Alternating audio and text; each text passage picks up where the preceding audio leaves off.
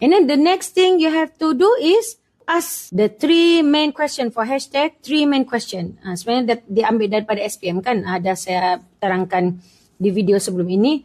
3 question tu, what, how and why. Bawa ke MUET. Bila kamu dapat explain soalan tu, ayat penyata ni, dari 3 aspek soalan what, how dan why tu, macam kamu punya jawapan akan lebih in-depth lah, lebih mendalam.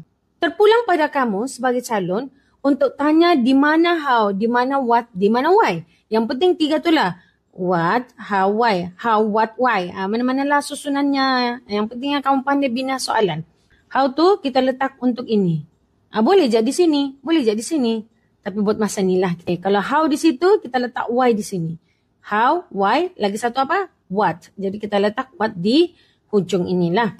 So, belajar bina soalan yang baik menggunakan question tags ni. Contoh ya, how ni saya letak di parents should not pressure kan. How do parents pressure their children? What are the examples? What are the circumstances that make the parents want to pressure their children? Banyaklah dia punya soalan rentetan daripada soalan ini. Tapi kenalah bina soalan tu dengan baik. Kalau soalan tu tidak dibina dengan baik, otak kamu pun tidak boleh jana jawapan dengan baik. Kan? Okay, soalan seterusnya, why? Why saya kaitkan dengan their children.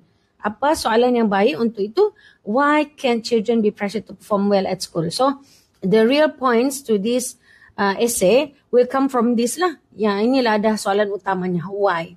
Why can't children? Kenapa children tak boleh kena pressure? Kenapa? Apa karakteristik yang dalam anak-anak ni yang membuatkan mereka tidak patut ditekan? Dan last kali, saya kaitkan soalan what ini kepada performing well at school. Maksudnya, what does it mean? What does it mean to perform well at school? Apa maksud itu? Dari segi aspek apa? Dari apa yang diorang buat tu dikira sebagai performing well at school. Okay? Ini contoh cara kita olah soalan tu dengan cara yang lain. Kita swap sudah. Daripada how tu, daripada sini tadi kan? Ke sini. You have to know the possibilities so that you can train yourself how to build your answers on the day itself.